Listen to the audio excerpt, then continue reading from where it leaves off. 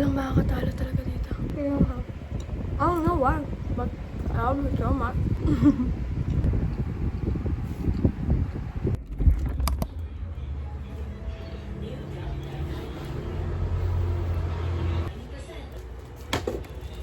Hello everyone, it's 5:12 a.m.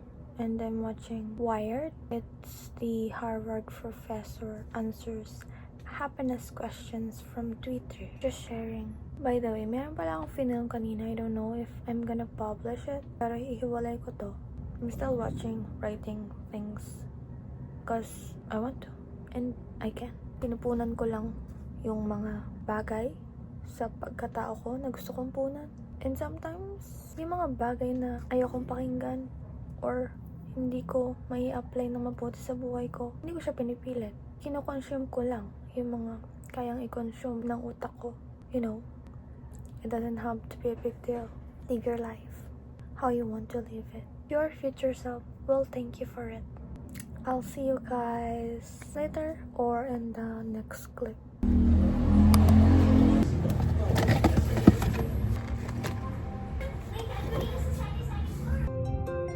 Look, it's so pretty. Nakakapagsuotin tayo ng mga ganyan ka. It looks so dreamy. Like, yung pinapanood ko yung kanina. My jaw literally dropped. Love it.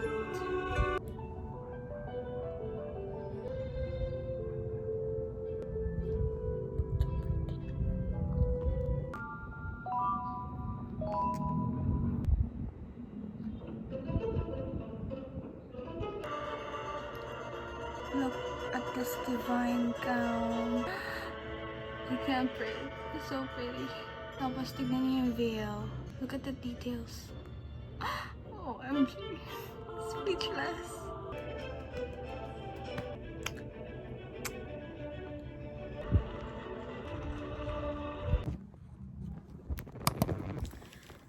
Hello everyone. So, tapos ko lang magpapawis. And, maliligo na ako maya-maya. Wala lang, I just decided to vlog para may maisama din ako sa mga nauna kong clips na film.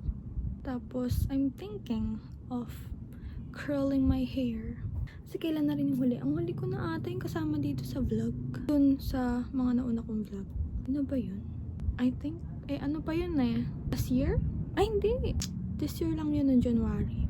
I'll update you guys later if tutuloy ko or I'll just leave. Pero kahit walang sweldo, sila ito. Gosh, yung eyebags ko. Minsan kasi natutulog ako like 2. Tapos magigising ako ng 6. Tapos, I'll read a Jonak stories. Stories, yeah. Kasi pinagsasabay ko siya, guys. Kasi, naalala ko yung nangyayari sa isang story. Lilipat ako sa isang story. Tapos, pagka na-miss ko yung isa, pabalikan ko ulit. Tapos babasahin ko ulit. Ganun. Oh yeah, by the way, andito pala ako sa sahig kasi hindi pa ako naligo. Halata naman, gosh. Pero yung eyebags ko kasi, tila buong buhay ko na nagpupuyat na ako. Please bear with me. Please bear with me. Kinausap yung eyebags. So, ayun. Wala lang, share ko lang. Para din humaba yung vlog na to. Kasi wala talaga akong ginagawa. So, ganito kasi yan. Pagising ko, kakain ako. Tapos manonood ako. Tapos, have my iced coffee. Tapos, ayusin ko yung mga kailangan ayusin sa baba. Kapatid ko ganun. Kasi hindi ako lumalabas.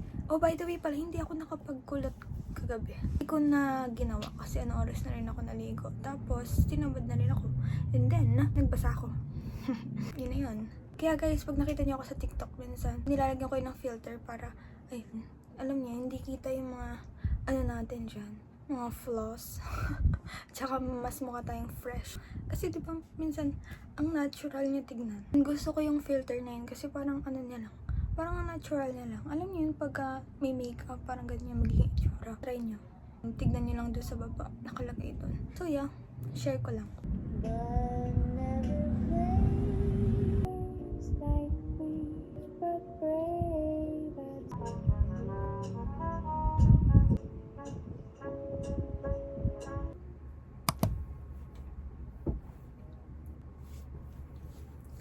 So cute. So, saan punta? Tutulog. I wear dresses, guys. Minsan, pagka matutulog ako, kasi sobrang dami kong damit, eh, hindi ko sila nagagamit masyado kasi nga, diba, hindi ako lumalabas. So, yeah, ginagamit ko siya pag matulog ako or pambahay, ganun. Because why not? You know, suotin nyo yung mga gusto nyo suotin. Huwag na kayo mag-antay ng special occasion for it. Kasi what if hindi dumating yung occasion na yun? Paano nyo siya masasuot? So, ang dami kong dresses dyan. Yung mga thrift dresses din. Thrift pala. Tapos, ayun, literal na woke up like this. Kaya minsan yung mga TikTok ko, guys, mga dress ko, in-expose eh, no? Kagising ko lang nun minsan. Ginagawa ko siyang pantulog, mambahay. It's so cute. It's polka dots. Tapos, meron siyang ribbon dito. Ang brand ata nito ay XOXO. Tapos, parang bias cut. And then, chiffon yung tela. Parang ganyan. So pretty. So, I'm researching the name of Hades sa Love in the Dark ni Jonax. And, kasi parang naano lang ako. And, wala lang. Sinerge ko lang yung word, name na Hades. And, grabe mag-work yung utak talaga ni Miss Jonah. Wow. Like, yung Hades pala, guys, it refers to the realm of death, underworld. Like, alam mo yung ma-mind blown ka na lang na yung title, yung mga nangyari doon. Like, parang alam mo yung foreshadowing, na to think, naisip niya yun.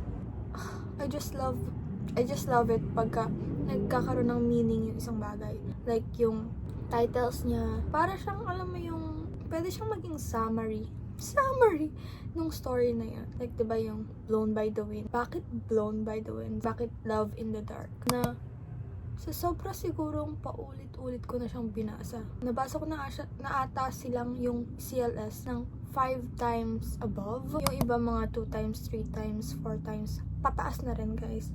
Pero yung CLS, it never fails to, ano bang word yun? Shock me. Na yung tipong, iba kasi yung nararamdaman ko bawat pagbabasa ko sa kanila. Hindi ko na binabasa syempre yung mga nakaka-stress na nangyayari kasi natatandaan ko pa naman. Pero every time na binabasa ko siya, parang meron pa rin akong lesson na natututunan. It's overwhelming. O diba? Halata naman, natitiri-eyed siya. I just love stories like that na parang dati nung bata ako nung nagbabasa ako. Parang stories lang siya sa akin. Love story, done. Parang ganito yung nangyari, ganito yung plot twist. Okay, tapos. I'll move on. Pero ngayon na parang paulit-ulit ko siyang binabasa. Bawat word na parang alam mo yun, na parang tinuturok sa akin. Ganito yung meaning nito. Ganito mo siya pwedeng i-apply sa buhay mo. Ganito dapat itrato yung isang tao ng tama.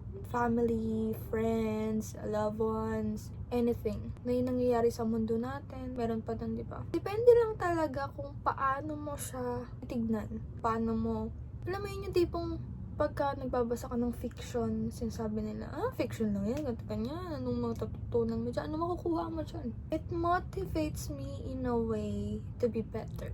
Na parang, basta sobrang deep nung understanding ko sa mga stories na ginagawa niya. Kaya parang si Jonax, yung mga stories niya will always have a special place in my heart. Like, grabe. Okay, nagsimula to kay Hades, pero grabe yun. Tapos pag binabalikan ko din siya, di ba katulad nung ano doon, yung Kabanata 1 sa Love in the Dark, di ba? Yung clairvoyant, yung manghuhula. Pag binalikan niyo yun, guys, kung may nakakanood man ito, na mga unang nakabasa pa lang, pag binasa niyo siya ulit, syempre, hindi ko naman siya mga 2 beses siguro na binasa tapos natandaan ko na lahat, diba? Na parang nakabisado ko na yung mga senaryo.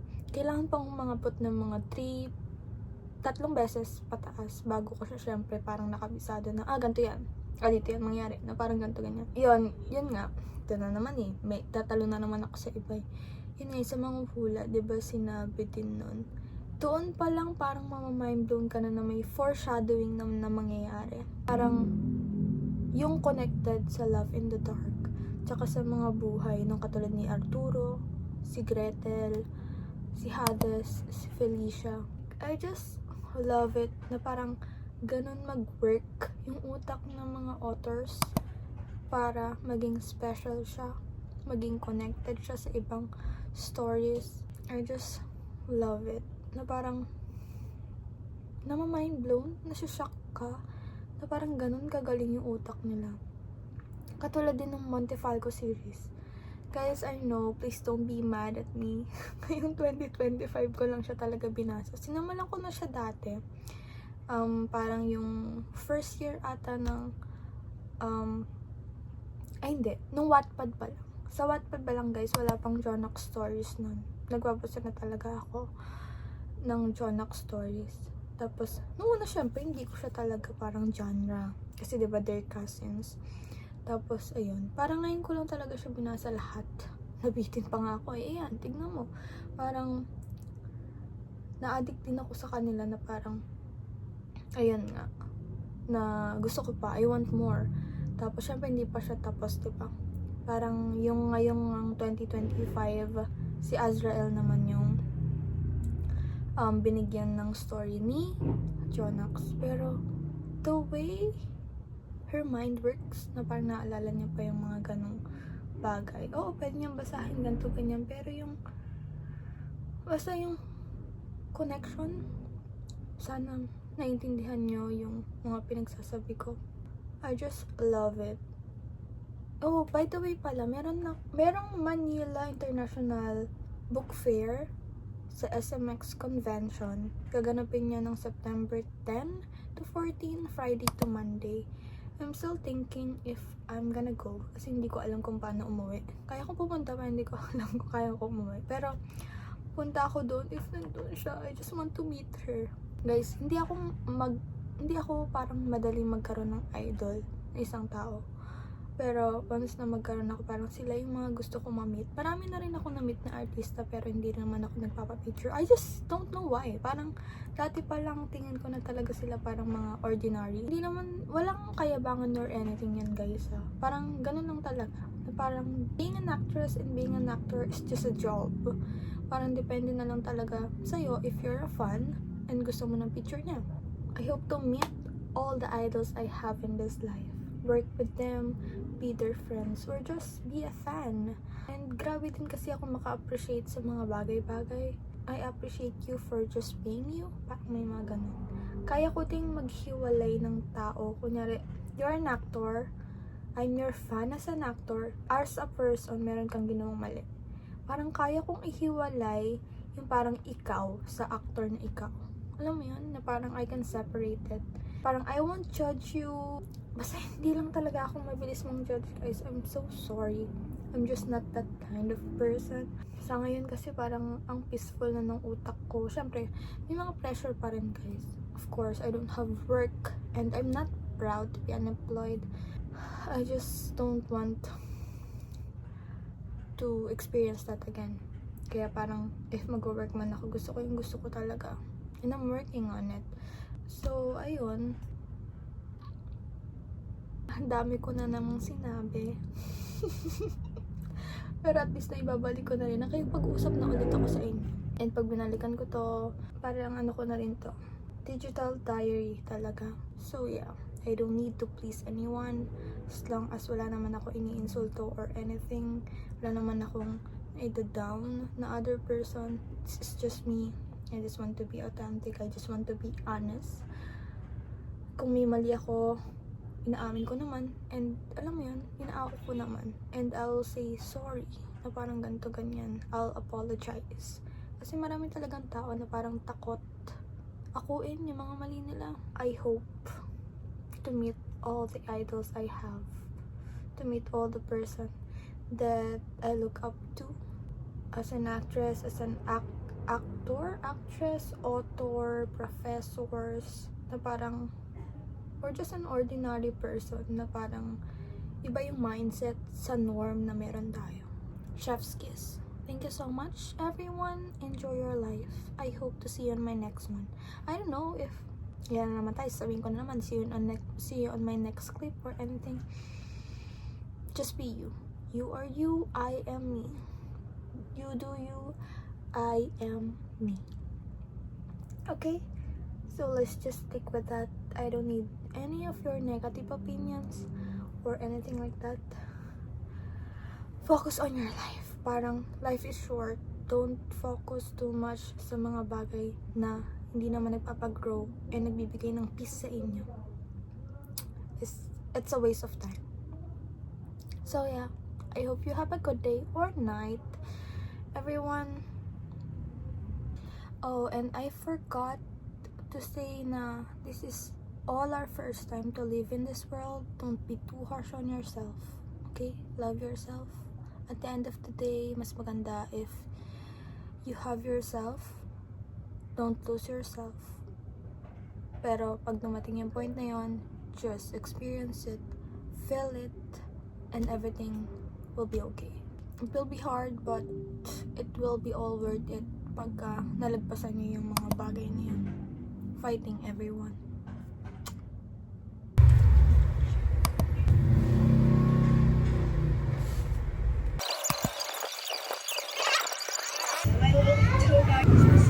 Switching out the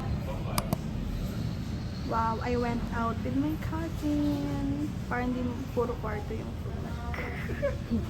We're getting ramen. This one, Jin ramen or Uji ramen. Get how many? 2. Ay, mild. Ito mild. Kasi kukunin ko yun. Akala ko magkaiba. Okay, we're trying a new dessert.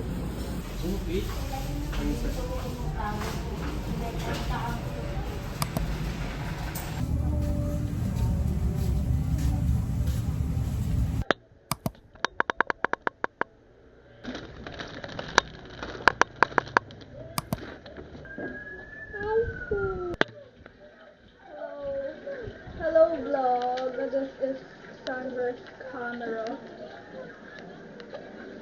This girl's camera. Okay, now I'm gonna record. Ganito pala yung feeling. Pag kami pinapanood ako kasi, lagi sila nakatingin dito sa ano. This is her. I'm gonna show it to you guys. So, hello everyone. This is the editor me editing our vlog now.